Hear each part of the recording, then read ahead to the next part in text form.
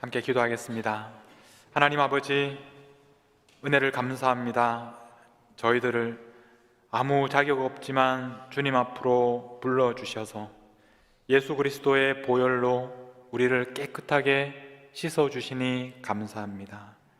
오늘 이제 정결하게 되어서 날마다 그 정결함을 지키며 주님처럼 거룩한 삶을 살아가는 저희들이 되게 하여 주옵소서.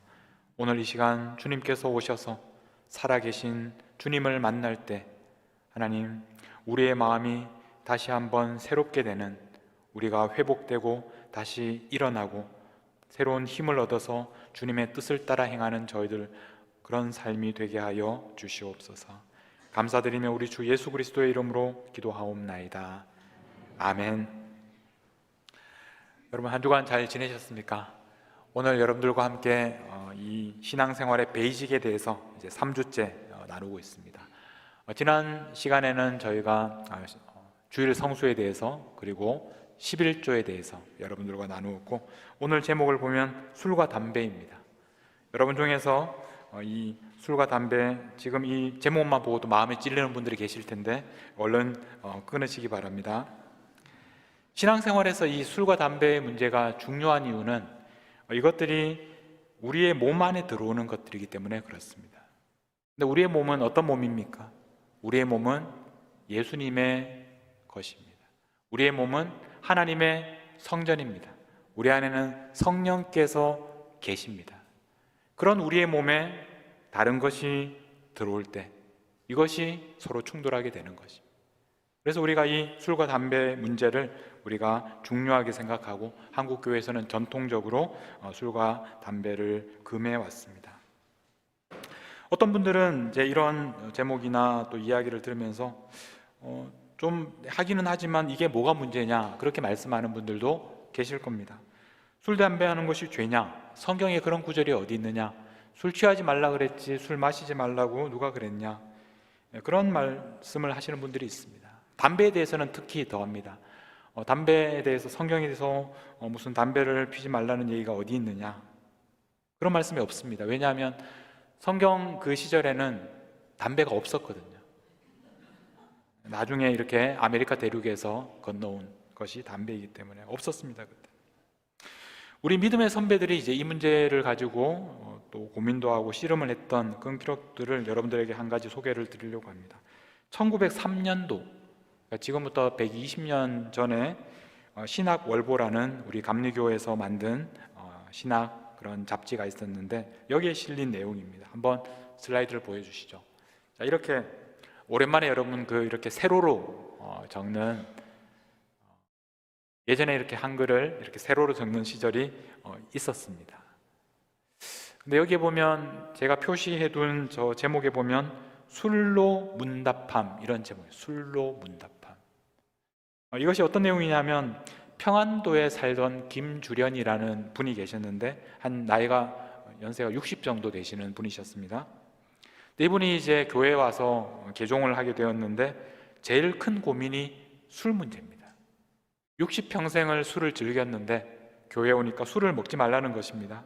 그래서 이것에 대해서 이 지금 문답은 평양 감리교회 이은송 목사님이란 분과 문답을 하는 겁니다. 그래서 이 김주련이라는 분이 질문하고 또 목사님이 대답하시고 그 내용을 이렇게 정리한 그런 내용입니다. 어떤 질문들을 하는지 한번 여러분들의 지금 질문과 한번 비교해 보십시오.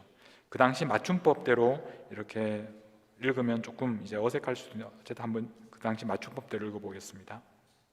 첫 번째 질문입니다. 내가 아무리 술을 끊으랴 하되 끊지 못하겠으니 어찌하면 끊겠소? 이게 첫 번째 질문입니다. 두 번째 질문은 내가 생각건대 술을 아니 먹으면 죽을 듯 하오이다. 이분은 얼마나 술을 좋아했는지 술을 안 먹으면 죽을 것 같습니다. 세 번째 질문은 조금씩만 먹고 대취하지만 말면 어떠하오리까? 네 번째 질문, 바울이 디모데에게 물 먹지 말고 술을 조금씩 먹으라 하였으니 나도 조금씩 먹으면 어떠하오이까? 우리하고 비슷한 그런 질문들이죠. 다섯 번째, 술 먹는 것이 어찌 죄라 하느뇨. 마지막 질문은 성경 말씀에 술 취하지 말라 하신 말씀은 있으되 먹지 말라 하신 말씀은 없거늘 왜 교회에서 술 먹지 못하게 금하나이까? 이것이 질문이었습니다. 우리의 질문하고 비슷합니다. 몇 가지 인상적인 답변이 있어서 소개를 하겠습니다. 먼저, 내가 아무리 술을 끊으려 하되 끊지 못하겠으니 어찌하면 끊겠소? 이런 질문에 대한 대답입니다. 사람이 악을 끊는데 힘쓰지 아니하면 하나님도 억지로 못 끊게 하시나니. 사람이 이렇게 힘쓰지 않으면 하나님도 할 수 없다는 이야기입니다. 그런즉 술 끊고 아니 끊는 권세는 존장에 당신에게 있거늘 어찌 할 수 없다 하시나이까. 내게 적은데 충성하는 자는 큰데도 충성하나니 이같이 약소한 술 같은 것을 끊지 못하면 이보다 더 큰 것은 어떻게 하겠습니까? 우리에게 도전이 되는 그런 말씀들이 있습니다. 자, 두 번째, 이분이 내가 생각건대 술을 안 먹으면 죽을 듯 하오이다, 이런 말씀을 하셨는데 이렇게 대답하십니다. 밥을 먹지 못하면 죽는 것이요 술 먹지 아니하여도 죽지 않는 것은 모든 사람이 다 아는 바이오늘 어찌하여 죽겠다 하시나이까. 자, 그런데 그 다음이 더 중요합니다. 서로 술을 먹지 아니하여서 죽겠다 한즉 죄이시 사는 것이 죄 없이 죽는 이만 같지 못하니 차라리 죽을지언정 어찌 다시 마시리까.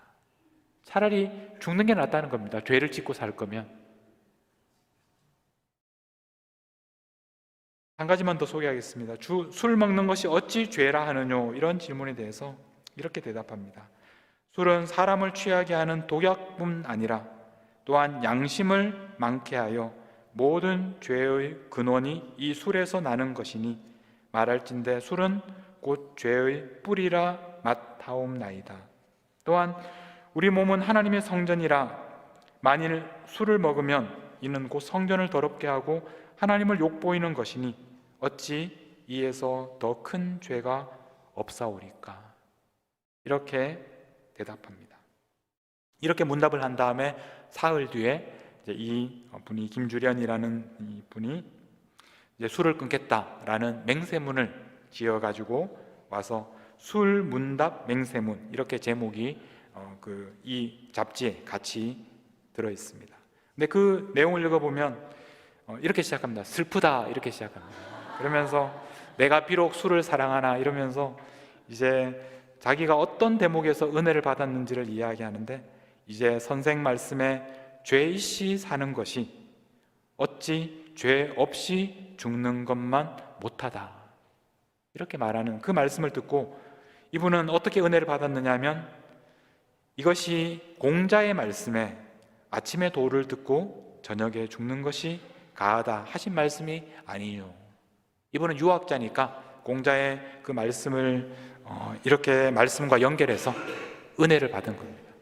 내가 아침에 도를 들으면 저녁에 죽어도 좋다. 내가 죄 지으면서 사는 것보다 죄 없이 죽는 것이 더 낫다. 그런 결론에 도달한 것입니다. 우리가 이 120년 전 이 한국 교회 신앙의 모습을 오늘 이곳 미네소타에서 그대로 따를 필요는 없지만, 그러나 우리는 이런 말씀과 대화 속에서 중요하게 배울 수 있는 것들이 있습니다. 먼저 우리는 교회가 그 당시 왜 술과 담배를 금했는지를, 그 역사적인 상황을 먼저 알 필요가 있습니다. 한국 교회에 처음에 기독교가 들어왔을 때 그 상황은 지금 오늘 우리가 생각하는 것과는 굉장히 많이 달랐습니다. 처음부터 우리 선교사들이 술, 담배를 금지했던 것은 아닙니다. 옛날 기록에 보면 교회 앞에 담배 거리가 있었다고 합니다. 그래서 교회에 들어갈 때 그 당시 옛날에 이렇게 긴 대나무 장죽으로 담배를 피웠는데, 교회에 들어갈 때 그 장죽을 교회 앞에다가 걸어놓고 들어갔다가 예배를 드리고 나와서 함께 또 담배를 피우는 그런 풍습이 있었던 것에 대해서 기록이 있습니다. 옛날 이 미네소타에 처음 이렇게 교회가 세워졌을 때도 그런 일이 있었다는 이야기 들었습니다. 이렇게 초창기에 모여서 이제 그 당시에는 신앙이 있는 분들도 있었고 또 신앙이 또 없는 분들도 한국 사람들을 만나기 위해서 오신 분들도 있었을 텐데, 예배를 함께 드리고 나와서 이렇게 담배 피시는 분들은 한 곳에 모여서 또 사이좋게 담배를 피고 이제 그렇게 했던 그런 이야기를 들은 적이 있습니다. 그런데 이 술과 담배를 금지하게 되었던 것은, 이 술이라는 것이 결국 방탕한 생활로 연결이 되고 또 도박으로 연결이 되고 폭력으로 연결이 됩니다. 술만 마시는 것이 아니라 술을 마시면서 도박을 하고 또 서로 싸우고 또 집에 가서 아내와 아이들을 때리고, 이런 문제들이 함께 가는 겁니다. 담배도 마찬가지입니다. 당시 선교사들이 굉장히 놀란 것 중에 하나가 뭐냐면 어린 아이들이 담배를 피는, 담배를 피지 않는 아이가 없을 정도로 온 그 조선의 아이들이 담배를 피고 있다는 겁니다. 이게 시대적으로 이게 1800년대 그 말에 1900년이 넘어가는 그 시점에 나라가 힘이 없고 백성들도 희망이 없고 일자리도 없고 그런 암울한 시대에 사람들이 이 술과 담배를 통해서 피난하는 겁니다. 자기를 그곳에 맡겨버리고 방탕하게 살아가는 그런 때가 있었습니다. 그래서 그런 모습 속에서 처음에는 담배 피우는 것도 허용하고 술 마시는 것도 허용했던 우리 선교사들이 더 이상 그것을 허락할 수 없다. 교회에 오려면 술과 담배를 끊어야 한다. 그렇게까지 이야기를 하게 된 것입니다. 그리고 교회 다니면서 예수님을 믿고 은혜 받은 첫 번째 증거가 바로 술과 담배를 끊는 일이 되었습니다. 술, 담배를 하는 것 자체가 죄가 된다기보다는 그로부터 생겨나는 수많은 그런 죄의 뿌리에 이것이 있다는 것입니다. 그래서 앞에서 김주련 성도에게 말한 것처럼 술은 사람을 취하게 하는 독약뿐 아니라 양심을 망하게 하고 모든 죄의 근원이 이 술에서 나는 것이다. 술은 죄의 뿌리라, 그렇게 말씀했습니다. 그래서 한국교회는 초기부터 술과 담배를 엄격하게 금하게 되었습니다. 1930년대로 들어가서 그 당시에 그 찬송가를 보면 그 중에 한 장이 금주가가 있었습니다. 한번 여러분들에게 소개해 드리겠습니다. 금주가. 후렴이 이렇게 됩니다. 보지도 마라 그 술, 마시지 마라 그 술, 조선사회 복받기는 금주함에 있느니라. 우리는 보면 웃음이 나지만 그 당시에는 이게 찬송가에 실릴 만큼, 그만큼 이 찬송이 중요했습니다. 이 찬송가는 우리 선교사들이 쓴 찬송가가 아니라 우리 한국의, 그것도 여성이 그 당시에 이화 학교에 다니던 우리 임배세 선생님, 그분이 작사 작곡한 곡입니다. 1절로 한번 그 내용을 보면, 금수강산 내 동포여 술을 입에 대지 마라. 건강 지력 손상하니 천치될까 늘 두렵다. 이것이 사람의 건강을 해치는 것입니다. 그래서 여러분 그 일제시대 때 이 술이나 담배나 그리고 이런 그 공창을 만들고 성적인 것들이나 이런 것들을 일제가 조선을 식민 지배하는데 도구로 사용합니다. 그래서 사람들을 쉽게 말하면 이렇게 생각을 못하도록 만드는 겁니다. 술은 그런 힘이 있습니다. 2절에 보면 폐가 망신될 독주는 빚도 내어 마시면서 자녀 교육 위하여는 일전 한 푼 안 쓰려네. 술은 개인적인 건강을 해칠 뿐 아니라 가정과 사회의 미래를 빼앗아가는 겁니다. 이 술을 마시고 담배를 피고 이것은 공짜로 되는 것이 아닙니다. 돈이 듭니다. 근데 가정을 내팽개치고 돈을 거기에다가 쓰는 겁니다. 결국 가정이 무너지고 사회가 피폐해집니다. 그래서 그 당시 기독교는 그 돈을 절약해서 나라의 빚을 갚고 나라를 좀 세워보자, 그런 관점에서 이 술, 담배 문제를 접근하는 사람들도 있었습니다. 이 술, 담배는 개인적인 문제일 뿐 아니라 사회적이고 또 국가적인 문제였기도 했습니다. 여러분들도 이 술과 담배에 대해서는 아마 지금까지 많은 그런 경험과 역사들이 있을 것입니다. 어떤 분들은 이 술, 담배 때문에 큰 고통을 당했던 분들도 계실 것이고, 특별히 우리 부모님들이 술, 담배를 많이 하시는 가정에서는 이것 때문에 많은 상처들도 받으셨을 것입니다. 그런데 그런 것들을 보고 자란 자녀들이 또 성인이 되어서 또 똑같이 술과 담배에 빠져 또 그것 때문에 고통당했던 그런 경험들도 있습니다. 중독성이 강하기 때문에 때로는 혼자의 힘으로 해결할 수 없고 치료를 받아야 될 정도로 우리의 삶을 망가뜨릴 수 있습니다. 우리가 이 술과 담배 문제에 대해서 이야기할 때 먼저 기억해야 될 것은 우리 몸이 하나님의 성전이라는 것입니다.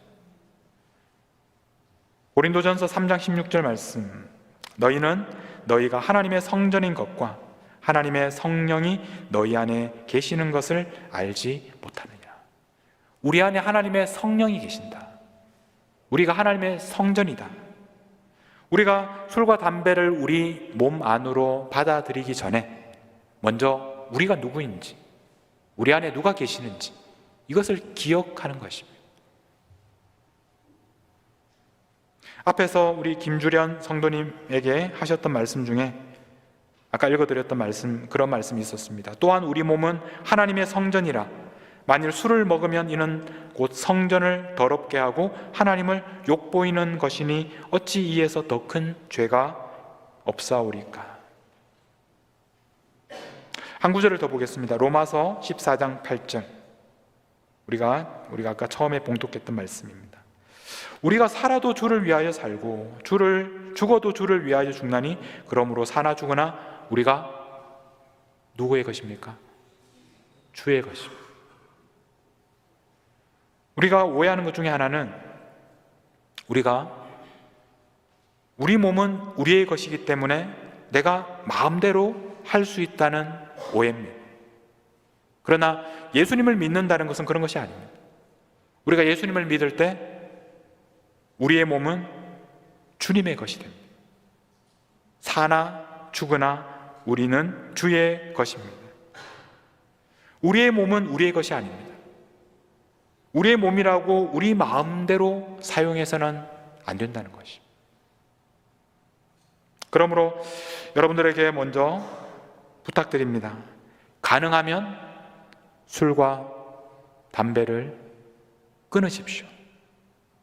여기에서 말씀드리는 것은 그 당시에 술을 마시는 것과 오늘 우리가 술을 마시는 것이 많이 다르기 때문에, 예를 들어서 가정에서 특별한 날에 정말 좋은 와인을 부부가 함께 마시는 그런 것에 대해서 이야기하는 것이 아닙니다.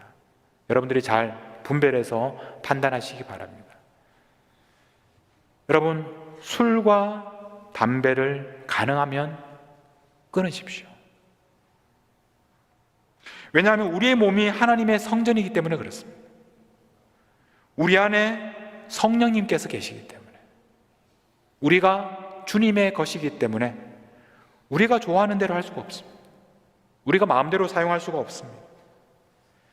무엇보다 여러분들의 그 건강을 해치지 않도록, 특별히 담배 같은 것은 정말 얼마나 해로운지를 우리가 너무나 잘 알고 있습니다.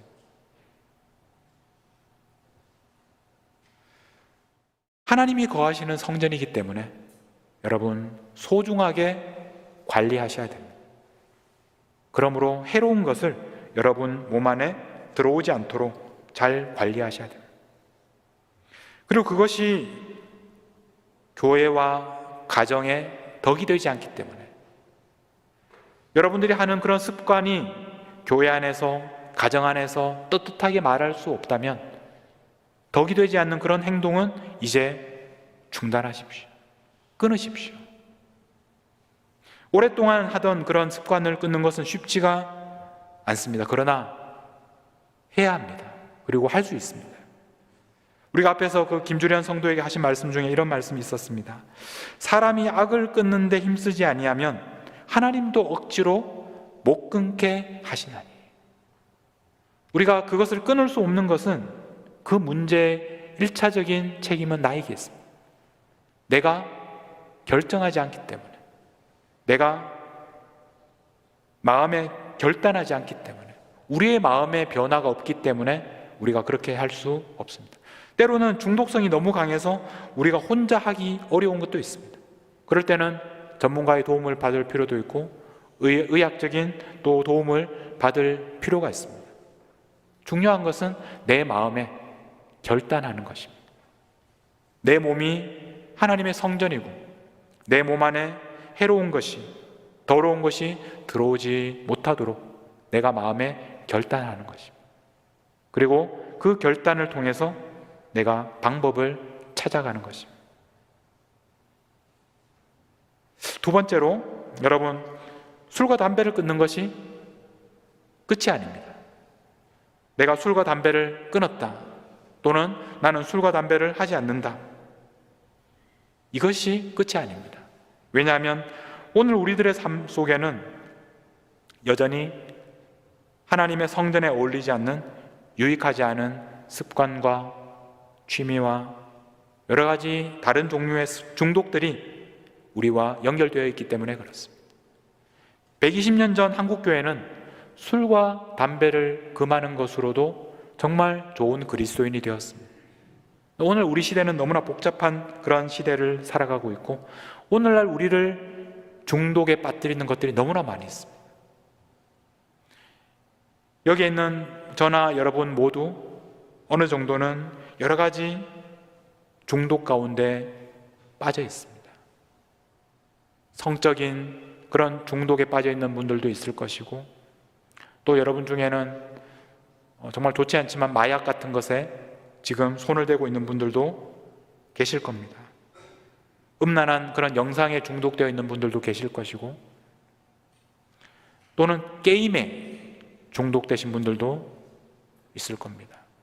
도박 같은 것들도 굉장히 위험한, 우리를 중독에 빠뜨리는 것들이고, 우리가 그렇게 심각하게 생각하지 않는 것 중에서는 SNS라든지 그런 인터넷에 우리가 중독되는, 또는 쇼핑에 중독되는 분들도 있을 겁니다.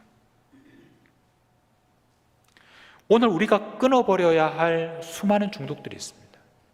우리가 하나님의 성전인데 하나님의 성전답게 살지 못하게 하는 그런 많은 유익하지 않은 것들이 우리의 삶에 있습니다. 그런 것들을 우리가 끊어버려야 합니다. 예수님을 믿는다는 것은 우리가 예수님의 것이라는 고백입니다. 더 이상 내가 나의 것이 아니라 예수님의 것이다. 사나 죽으나 우리가 주의 것이로다. 이 고백이 바로 그리스도인의 고백입니다. 그러므로 내가 원하는 대로, 내가 하고 싶은 일을 마음껏 하며 살아가는 것은 그리스도인의 삶이 하시지 않는 그런 습관과 그런 버릇과 중독들을 우리가 끊어내는, 중단하는 것입니다. 여러분, 결단이 필요합니다.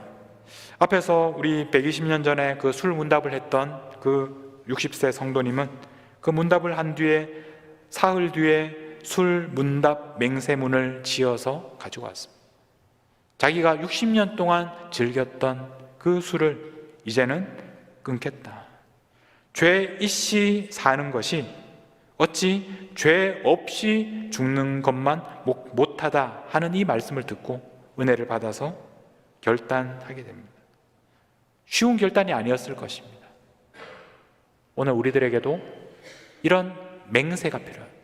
이런 결단이 필요합니다. 내가 즐기는 것 중에, 내가 좋아하는 것 중에, 내가 끊을 수 없다고 생각하는, 내 인생에서 정말 중요한 부분이라고 생각하는 것 중에 주님이 기뻐하시지 않는, 성전인 나에게 어울리지 않는, 내 안에 성령님께서 기뻐하시지 않는 것이 있다면 그것을 끊기로 결정하십시오. 맹세하십시오. 여러분 각자의 맹세문을 기록해 보십시오. 여러분이 끊어야 할 것이 무엇입니까? 마지막으로, 이렇게 술과 담배를 끊고 모든 중독을 끊어 혼자 하는 일이 아닙니다. 우리가 함께 감당해야 되는 일입니다. 고린도 교회에서 이 우상의 제물을 먹는 문제에 대해서 논란이 있었습니다. 그러니까 우상에게 제물을 바치고 그 제물을 사람들이 먹는 것에 대해서 어떤 사람들은 그것을 죄라고 생각했고, 어떤 사람들은 우상은 아무것도 아니니 먹어도 죄가 아니다 이렇게 생각하는 사람들이 교회 안에 있었습니다. 자, 그런 상황에서 바울은 이렇게 말합니다. 고린도전서 8장 13절 말씀에 보면, 그러므로 만일 음식이 내 형제를 실족하게 한다면 나는 영원히 고기를 먹지 아니하여 내 형제를 실족하지 않게 하리라. 바울은 그것이 죄가 아니라는 것을 알고 있었지만, 그러나 형제를 위하여 자기가 고기를 먹을 수 있는 그 권리를 포기합니다. 8장 1절에서 그래서 이렇게 말씀합니다. 우상의 제물에 대하여는 우리가 다 지식이 있는 줄을 아나 지식은 교만하게 하며 사랑은 덕을 세운다. 그래서 이 원칙은 지식을 통해서 행하는 것이 아니고 사랑을 통해서 행하는 것이다. 알고 있지만 그 아는 지식으로 결국 우리를 교만하게 만드는 것이고, 우리가 사랑으로 행할 때 덕을 세울 수 있다. 술이나 담배와 같은 문제도 마찬가지입니다. 이것을 지식으로 접근해서 무엇이 옳은지, 그리고 그것을 하는 것이 죄인지 아닌지 이런 식으로 다가가게 되면 결국 사랑으로 접근하지 못하게 됩니다. 예를 들어서 목장 모임이 있을 때 그 목장 모임에서 좋은 어떤 와인이 있을 때 우리 함께 마시고 싶은 사람들이 있습니까? 목장 모임에 그걸 꺼내서 이렇게 좋은 시간을 보내는 분들이 있습니다. 어떤 분들은 그 모습을 좋아하고 또 아무런 거리낌이 없을 수 있습니다. 그러나 만일 그 목장 모임에 아직 믿음이 약한 분이 계셔서 그 모습을 보고 충격을 받고 시험에 든다면 그것은 사랑으로 하는 일이 아니라는 것입니다. 지식으로 하는 일이라는 것입니다. 그런 사람들을 위해서 절제할 수 있는 것이 바로 사랑으로 덕을 세우는 일입니다. 또 한 가지 중요한 것은 다른 사람들의 그런 행동을 보고 쉽게 판단하거나 손가락질하지 않는 것입니다. 술과 담배를 끊지 못하는 사람들을 보고 정죄하는 것. 나는 술이나 담배를 하지 않는데 저 사람은 술과 담배를 하니까 저 사람은 죄인이고 나는 의롭다, 이렇게 쉽게 판단하지 말라는 것입니다. 누가복음 18장에 보면 바리새인이 나오는데 이 사람은 당시 기준으로 보면 의로운 사람이었습니다. 18장 11절에 보면 바리새인은 이렇게 기도합니다. 하나님이여, 나는 다른 사람들 곧 토색, 불의, 간음을 하는 자들과 같지 아니하고 이 세리와도 같지 아니함을 감사하나이다. 그러면서 12절에 나는 일에 2번씩 금식하고 또 소득의 11조를 드리나이다. 당시 기준으로 보면 아주 의로운 사람이었습니다. 그런데 결국 이 사람은 하나님 앞에서 의롭다 인정을 받지 못합니다. 오히려 이 바리새인이 손가락질하던 세리가 하나님 앞에서 의롭다 하심을 받습니다. 예수님께서 바리새인들에게 하신 말씀, 누가복음 11장 39절 말씀, 우리는 이 말씀을 명심해야 됩니다. 주께서 이르시되 너희 바리새인은 지금 잔과 대접의 겉은 깨끗이 하나 너희 속에는 탐욕과 악독이 가득하도다. 밖에는 깨끗해요. 밖에는 거룩합니다. 그러나 안에는 더러운 것이 가득하다. 우리가 교회에서 요구하는 어떤 특별한 계명들을 잘 지킨다고 해서 우리가 의로워지는 것이 아닙니다. 우리는 오직 예수님께서 우리 안에 오셔야 우리가 의로워지는 것입니다. 중요한 것은 우리의 내면입니다. 아무리 겉으로 보기에 깨끗하고 거룩해 보여도 우리의 속은 그렇지 않을 수 있습니다. 그러므로 우리는 누구도 하나님 앞에서 자랑할 수 없습니다. 다른 사람들을 손가락질할 수 없습니다. 하나님은 우리의 속사람을 보고 계십니다. 이제 오늘 말씀을 정리하겠습니다. 여러분, 우리 몸이 하나님의 성전이라는 것을 잊지 마십시오. 우리는 우리의 것이 아니라 주님의 것입니다. 그러므로 첫 번째, 술과 담배 끊으십시오. 두 번째, 술과 담배만 끊지 마시고 여러분의 삶에서 유익하지 않은 모든, 하나님께서 기뻐하시지 않는 모든 습관들과 취미와 그런 중독된 모습들을 끊으십시오. 그리고 마지막으로 교회 안에서 다른 사람들을 대할 때 지식이 아니라 사랑으로 대하십시오. 교회와 성도들을 사랑한다면 여러분의 자유를 제한하십시오. 나는 할 수 있지만 그러나 사랑하기 때문에 제한하십시오. 다른 사람들을 함부로 판단하지 마시고 오히려 여러분의 내면을 살피십시오. 그러면 우리는 아무도 자랑할 것이 없을 것입니다. 여러분, 우리는 우리의 것이 아니라 주님의 것입니다. 오늘 우리는 우리 몸 안에 들어가는 더러운 것, 우리 하나님의 성전인 우리에게 어울리지 않는 것들을 끊어야 한다 이러는데, 사실 더 중요한 것은 우리 안에 예수님께서 계시도록 하는 것입니다. 여러분, 우리가 열심히 청소를 하는 이유가 무엇입니까? 열심히 청소하는 이유는 그 깨끗한 곳에서 살기 위해 하는 것입니다. 우리가 우리의 몸을 깨끗하게 하는 것은 우리의 몸 안에 예수님께서 계시도록 하기 위한 것입니다. 아무리 우리를 깨끗하게 하더라도 예수님께서 우리 안에 계시지 않으시면 그것이 무슨 소용이 있겠습니까? 여러분, 우리 안에 예수님께서 계시도록 모든 더러운 것을 끊어내십시오. 그래서 이제부터는 여러분의 그 몸으로 예수님이 기뻐하시는 그런 삶을 살아가십시오. 여러분이 기뻐하는 삶이 아니라 주님께서 기뻐하시는 삶을 살기 위해서, 그래서 여러분 안에 들어오는 모든 것을 하나하나 살펴보시고 주님이 기뻐하시지 않는 것이라면 그것을 끊으십시오. 그래야 주님께서 기뻐하시는 삶을 우리가 함께 살게 될 것입니다. 왜냐하면 우리는 사나 죽으나 우리가 주의 것이로다.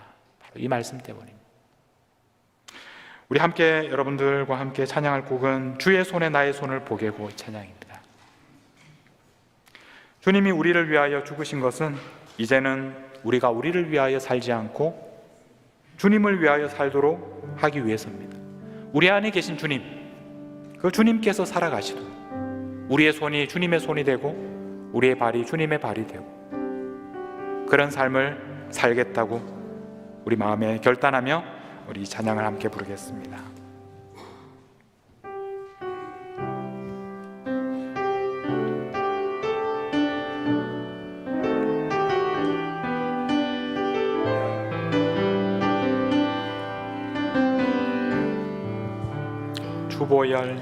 주보혈 날 정결케 하고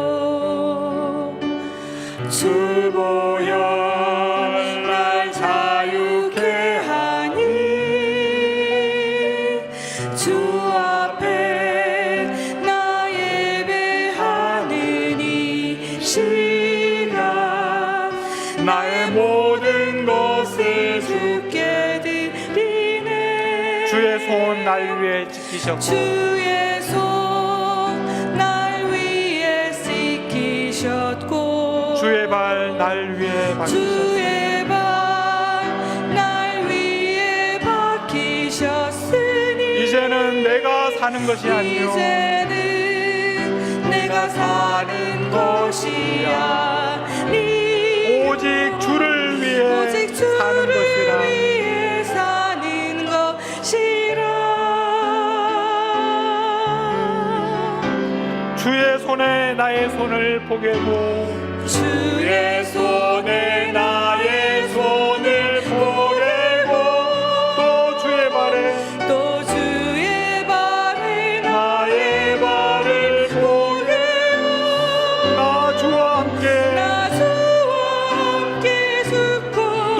주와 함께 살리라 영원토록 주 위에 살리라 주의 손에 나의 손을 보내고 주의 손에 나의 손을 보내고 또 주의 발에 나의 발을 보내고 주와 함께 죽고 나 주와 함께 또 주와 함께 살리라 주와 함께 살리라 영원토록 주 위에 살리라 주 위에 살리라 주 위에 살리라 시간 하나님 앞에 나아갈 때 여러분은 누구의 것입니까? 여러분 안에는 성령께서 계신다는 것을 알지 못하십니까? 여러분의 몸에 무엇이 들어오고 있는지, 하나님의 그 성전으로 날마다 어떤 일을 하면서 살아가고 있는지 여러분의 삶을 가만히 지켜보십시오. 여러분 안에 계신 예수님께서 어떻게 말씀하시는지를 들어보십시오. 주님께서 싫어하시는 것, 주님께서 미워하시는 일을 내가 날마다 반복하고 있지 않은지, 주님께서 슬퍼하시고 마음 아파하시도록 내가 날마다 하고 있는 일은 무엇인지, 주님, 이제 내가 그 일들을 끊어버리겠습니다. 주님께서 기뻐하신 일이라면 내가 그것을 이제는 끊어버리겠습니다. 저에게는 힘이 없습니다. 도와주십시오. 도와주십시오. 그 일을 내가 결단하고 할 수 있도록 하나님 성령으로 나를 새롭게 하여 주시옵소서. 그 더러운 것을 이제는 쳐다보기도 싫게 만들어 주시옵소서. 사람들 앞에, 또 가족들 앞에, 또 교회 앞에 부끄럽지 않도록, 주님 보시기에 부끄럽지 않도록 이제 정결하게, 깨끗하게, 거룩하게 살게 하여 주옵소서. 주여, 우리의 오늘 이 마음의 결단, 이 맹세, 이 결정을 주님께서 붙잡아 주시옵소서. 우리 함께 결단하며 또 맹세하며 주님의 도움을 구하며 하나님 앞에 나아가도록 하겠습니다. 함께 기도하겠습니다. 하나님 아버지, 예수님께서 우리를 위하여 죽기까지 하셨습니다. 이제 우리는 주님의 것입니다. 우리 안에 성령님께서 살고 계십니다. 우리는 하나님의 거룩한 성전입니다. 이제 하나님의 성전답게 하나님께서 우리 안에 계시는데 부족함이 없도록 우리의 몸을 정결하게, 우리의 몸을 깨끗하게, 우리의 몸을 거룩하게 관리하겠습니다. 주님께서 기뻐하시도록, 주님께서 슬퍼하지 않도록, 주님께서 기뻐하지 않는 일들은 이제 중단하겠습니다. 버리겠습니다. 끊어버리겠습니다. 이제 주님께서 기뻐하시는 거룩한 삶을 살게 하여 주옵소서. 우리의 겉사람만 깨끗하고 정결하게 하지 않게 우리의 속사람을 깨끗하게 하여 주시옵소서. 우리의 마음으로부터 우리의 속사람이 정결하고 거룩하게 되어서 주님 우리 안에 계시는 동안 주님께서 불편하지 않도록, 주님께서 슬퍼하시지 않도록 우리의 마음을 깨끗하게 하여 주시옵소서. 우리를 정결하게 하여 주시옵소서.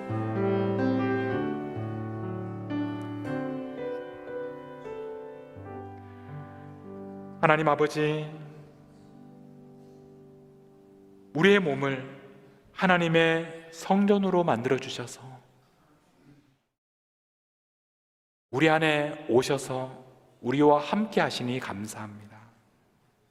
지금까지 우리 안에 주님이 거하시는 것을 깨닫지 못하고 주님께서 미워하시는 온갖 더러운 것들을 먹고 마시며 우리가 원하는 대로 살아왔던 그런 지난 날을 회개합니다.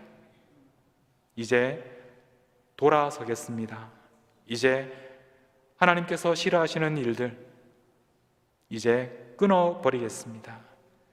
오늘 우리의 마음의 결단을 주님께서 기뻐하시고 우리에게 힘주시고, 그럼에도 불구하고 또 넘어질 수 있지만 그러나 그때마다 다시 일어나서 주님의 손을 잡고 주님께서 기뻐하시는 삶을 한 걸음 한 걸음 걸어가게 하여 주시옵소서. 이제부터는 주의 손에 나의 손을 포개고 주의 발에 나의 발을 포개어 주님께서 걸어가시는 그 거룩한 삶을 우리도 함께 걸어가게 하여 주옵소서. 지금도 우리 안에 계시는 우리 주 예수 그리스도의 이름으로 기도하옵나이다. 아멘.